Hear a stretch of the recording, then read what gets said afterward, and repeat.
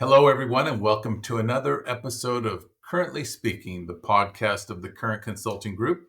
I'm Bill Current, the founder of the Current Consulting Group. You can find past episodes of Currently Speaking at our website, currentconsultinggroup.com. They are available on most of the popular podcast platforms. You can also check us out at YouTube. We have a YouTube channel. Just put in Currently Speaking, and a lot of past episodes will pop up. And we encourage you to like us and subscribe and follow us and share with others the link to our podcast. Let other people know about it so we can kind of increase the viewership and get this information out to more and more people. So today's episode is entitled The Where, When, and Who of Illicit Drug Use at Work. And I think you might be surprised by some of the results I'm going to share with you from a survey that I found of 1,000 employees who admitted to being illicit drug users. But before we get to that, let me ask you some questions. Would it help to know when and where your employees use drugs during the workday? Would it make a difference to know if they're buying or selling drugs at work? And if so, with whom they're making these illicit transactions? And would it also help to know how many drug abusing workers are trying to cheat on a drug test? Now, with the legalization of marijuana in so many states, some employers may be hesitant to conduct drug testing, but that shouldn't stop them from prohibiting employees from showing up to work high on drugs, bringing illicit drugs into the workplace, using drugs while on the job, or buying and selling drugs at work. In fact, in all 50 states, including the ones that have legalized recreational use of marijuana, employers still have the right to prohibit employees from doing all of those things. Now, I realize that some people who listen to this podcast episode may actually be in favor of marijuana legalization, but this episode is not a referendum on legalization. Some people who listen to this episode of the podcast may be marijuana users themselves, or employers who don't want to condemn any employees who use marijuana. But this episode is not about condemning marijuana users or shaming employers who don't want to know who on their payroll uses drugs. But it's one thing to respect the rights of drug users to live their life the way they want to and get high on their own time. But it's completely contrary to a business owner's very serious obligation to provide a safe and productive workplace free from the dangers posed by drug use, literally taking place in the workplace. After all, the majority of workers are not drug users. They typically don't want to work side by side with drug users, and they have the right to be able to do their jobs without the fear of a drug-impaired coworker causing a serious workplace accident. We know from the federal government's annual National Survey on Drug Use and Health that in 2023, 61.8 million people aged 12 and older admitted to using marijuana, an increase from 49.6 million in 2020.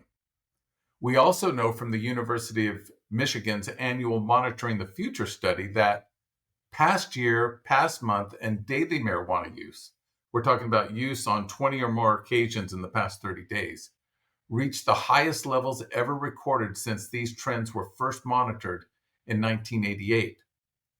We also know from the Monitoring the Future study that marijuana use in the past month was reported by 29% of young adults in 2021, compared to 21% 5 years previously, 2016, and 17% 10 years previously in 2011. And also from the Monitoring the Future survey, daily marijuana use also significantly increased during these time periods, reported by 11% of young adults in 2021, a significant increase from 8% in 2016 and just 6% in 2011. And according to a survey of more than 1,000 people, this is this new survey I found that I'm sharing with you today. According to that survey of 1,000 people who were employed and who also admitted to being illicit drug users, this trend of increased drug use is resulting in a lot of workplace drug abuse as well. And by workplace drug abuse, I mean drug use just before, during, and just after work, as well as the buying and selling of illicit drugs while on the job. I found this survey very informative, and you can find the sourcing for the study in the article version of this podcast at currentconsultinggroup.com. Just look for the title When, Where, and Who of Workplace Drug Abuse. Now, the survey found that 68.9%, this is a stunning percentage here, and much higher than other surveys. The survey found that 68.9%, so basically 69% of illicit drug users admit to using drugs while working. That's much, much higher than any other survey I've seen. This survey looked at when and where people use drugs during the workday. This is really sort of the unique part about this survey. So when do they use? 28.2% admitted to getting high on the way to work. 22.8% said they get high while on their lunch break. 11.5% said in the afternoon while at work. 10.5% said in the morning while at work. And another 5% said on their way home from work. And 18.8% said they weren't particular about when they use drugs during the workday, indicating that they'll get high anytime. Now, where do employees use drugs at work? This is really fascinating. 48% said they get high in a car or in the parking lot at work. And 18.4% said in the bathroom at work. 12.6% said just outside the building where they work. 10.8% actually said at their desk at work. And 2.5% said at a coworker's desk. Another 1.7% said in a supply closet, and 1.5% said it in the kitchen at work. In other words, illicit drug using employees will use drugs wherever they can while on the job, inside or outside of their actual workplace. In fact, some, as I mentioned, are brazen enough to use drugs at their desk. These results confirm those of other reports. According to a survey of 500 marijuana users, 77% said they use marijuana at home before leaving for work. 48% said they use it at work, on a break, or while actually working. And 30% said they use marijuana on their way to work. Given the fact that marijuana impairment can last from 3 to 10 hours, according to a report from the University of Sydney, an employee who uses just before work is likely high when they arrive at work and probably impaired while on the job. And for those who use on the job, they're often not using alone. According to this survey of 1,000 plus workers, 32.4% said they use drugs with coworkers. 5% use drugs with subordinates, and 3.4% said they use drugs with superiors. 16.8% said they use with some combination of coworkers, superiors, and subordinates. There's also a lot of buying and selling of drugs taking place at work. They don't seem to be afraid of selling drugs at work. 11.3% said they sell drugs to coworkers. 4.2% said they sell to subordinates, and 2.2% said they sell drugs to superiors. Now, fortunately, 3 out of 4 said they don't sell drugs at work. That doesn't mean they're not using it, they're just not selling at work. But some drug users apparently find it more convenient to get their illicit drugs at work. Though 58% said they don't buy drugs on the job, 22.7% said they have purchased drugs from coworkers. That's an astounding number, right? That's almost 1 in 4 saying that they're buying their drugs from coworkers. 7.6% said they've actually bought from either a coworker, a superior, or subordinates. So we know from these results that the problem of illicit drug use is not limited to employees. Even bosses, supervisors, and other quote-unquote superiors, maybe business owners, are using, selling, and purchasing drugs while on the job. And this may influence decisions about drug testing. In a 2025 survey of drug testing providers conducted by the Current Consulting Group, when asked why some employers have dropped testing for marijuana, 13% said they don't want to know who the marijuana users are. 7% said they don't believe it's right to test for marijuana, and 3.4% said they probably use marijuana themselves and don't want to be hypocrites. Now, another significant finding from the survey of 1,000 plus illicit drug using employees was the fact that there's a lot of drug test cheating taking place. Just over 23% admitted they have cheated on a drug test. And these are the ways that they've cheated. 31.5% said by a detox drink.